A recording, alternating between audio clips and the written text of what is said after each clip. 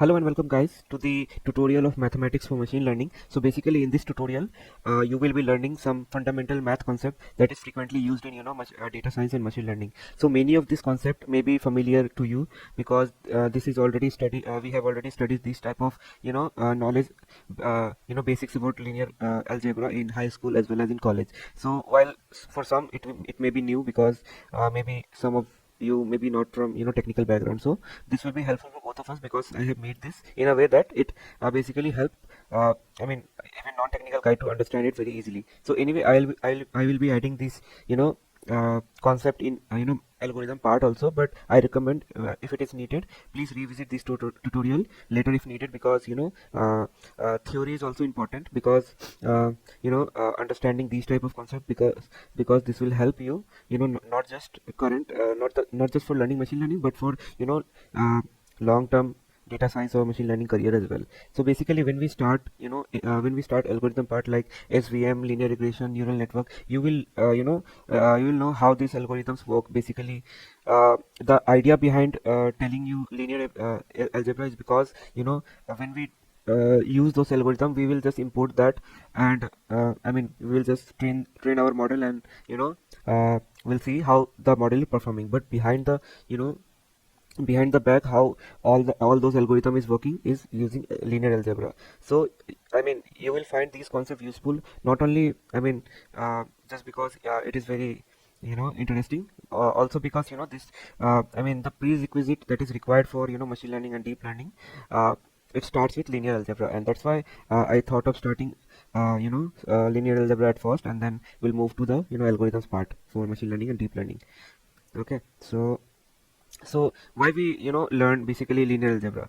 Because linear algebra is a uttermost important part, or you can say important branch of mathematics that deals with linear system, or you can say vector and matrices. Okay, so basically why linear algebra? So the thing is, the ability to visualize data is one of the most useful skill to process data, and it's science. So basically, and a solid foundation in linear algebra enable us to basically do that type of visualization in data. So basically, in fact, some concept and algorithms are quite easy to understand just because we can visualize them, not because they are hard or complex to understand, uh, uh, because we can visualize them, and that's the reason why these concepts become easy for us to understand. And the most crucial part, behind them are vector and matrices. So rather than looking at data, or you can say as a list and array of number, we look at vector and matrices. Okay, so when you train a machine learning, what happens is you use a library. Okay, such in R programming language, or Python programming language. So what happens behind the scene is that bunch of matrix operation. Okay, multiplication, addition. So there are most popular deep learning libraries like TensorFlow, then we have PyTorch, then we have scikit-learn. So all these Python library basically optimized for fast and reliable matrix manipulations. So, and these help basically achieve our model training to be so fast, and that's the reason behind these nowadays Facebook developed their own library which is called as PyTorch, TensorFlow for Google, and there are so many upcoming which we may have heard about, but haven't worked with. So when you train machine learning model using these library, what happened behind is we don't know, right? But actually what happens is a bunch of matrix operations like matrix multiplication, matrix addition. So these type of things basically happen behind the scene, and you sometime you have to write occasionally there will be some time when you have to write your own library. That time what you will do, you will be using these concept like vector and matrices concept to basically write your algorithm, because you need to you need your algorithm to be so fast that it does what our recent Python libraries like scikit-learn, or you can say TensorFlow is doing. So when the information related to function, linear function is presented in an organized form, the resultant will be matrix. Okay, and what linear algebra deals with, so they deals with scalar, vector space, matrix operation. We will be seeing all of this in one or two tutorials. So to make make you understand all this concept, because these are the heart of machine learning. Okay, so basically, what is scalar? Scalar is a quantity, or that has magnitude but not the direction. That is what I mean scalar is. So it is an essential element that basically used to define a vector space. Okay, so in linear algebra, scalars are usually real numbers like 1 2 3 4. So also there is one more basic concept that we understand in that we have understood in the high schools. So so basically, quantities such as mass and then distance, and the distance between 2 points, so the volume, liquid, etc., so they do not have any direction, they have magnitude. Okay, and these are the examples of scalar. So this is what scalar is.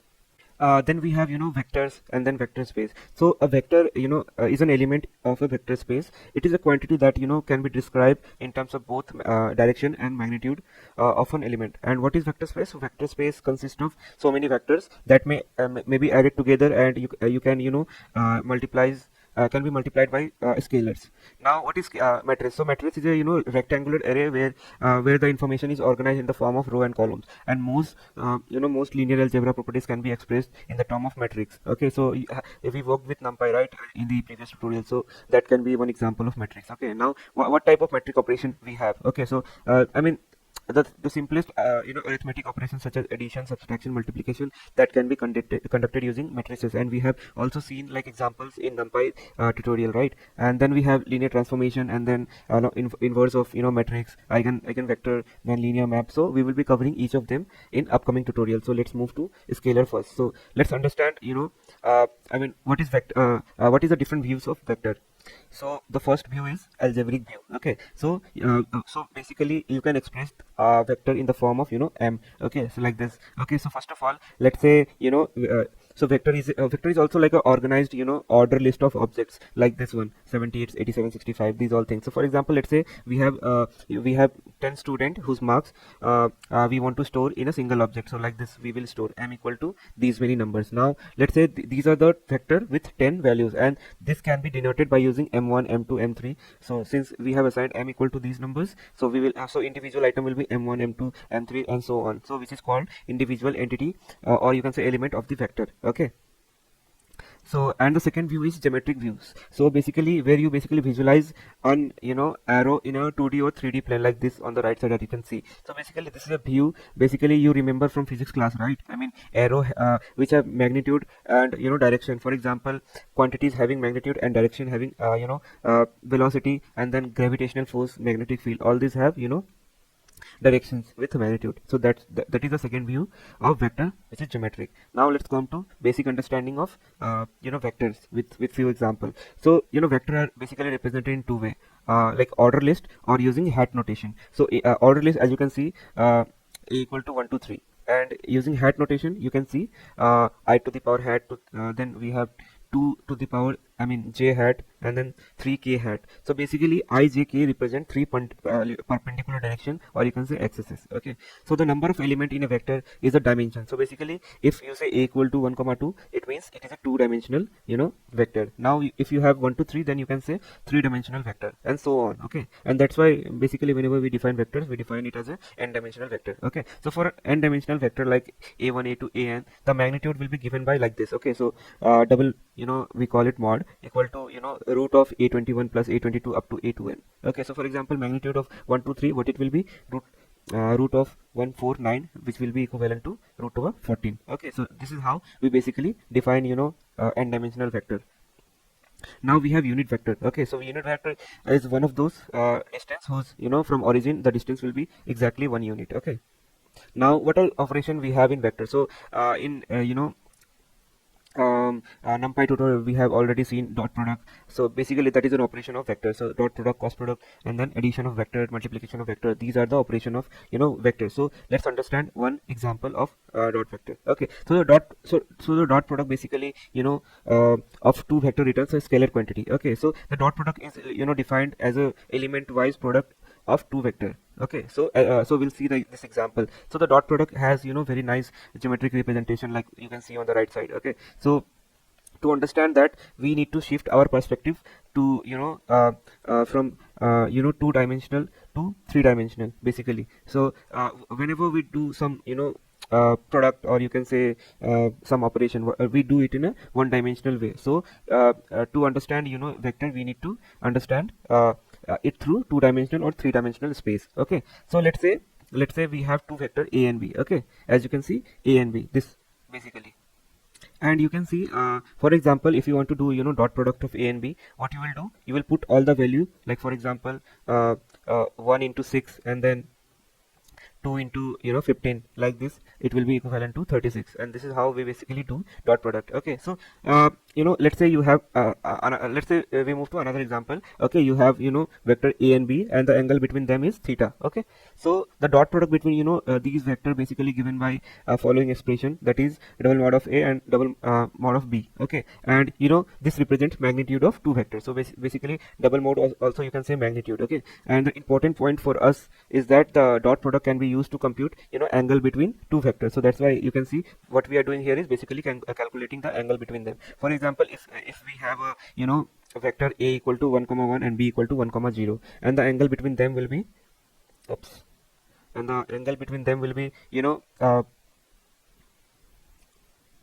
cos theta, like you can see here, cos theta. So basically what I basically mean by that is how we basically compute angles. We use trigonometry concept here also. So basically using cos theta, what we can do, you can calculate the distance between two vectors. So like this, if you can see the example, what we are doing here is I am multiplying a dot b by magnitude of a and b. Okay, so basically let's say the value of magnitude a and magnitude b is this. So what we'll do dot dot addition, and then what we'll do, we will divide it by magnitude of their value, whatever the value was. Now what it will give us, 1 by root 2. Why? Because we know that cos theta is equal to 1 by root 2.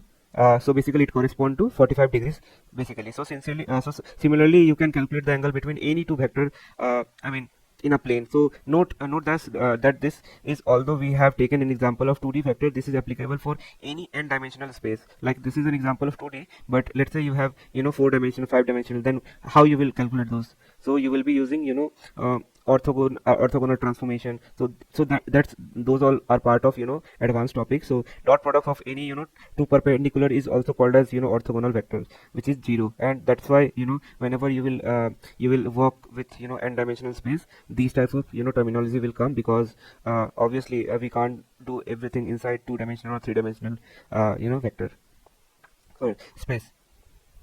Now comes the vector space. So what basically vector space is? Okay, so first of all let's understand. So each of these abstract spaces is defined axiomatically. So basically in the language of set. So in mathematics we have already learned about set, also in NumPy examples. So a set is a simply collection of objects called elements. So same way a vector space is something called as linear space. It is one of the several type of abstract space mathematician and physicists use in their work. Okay, so basically let's say V is a non-empty set of objects, okay, on which the operation of addition, multiplication, scalar is defined. Now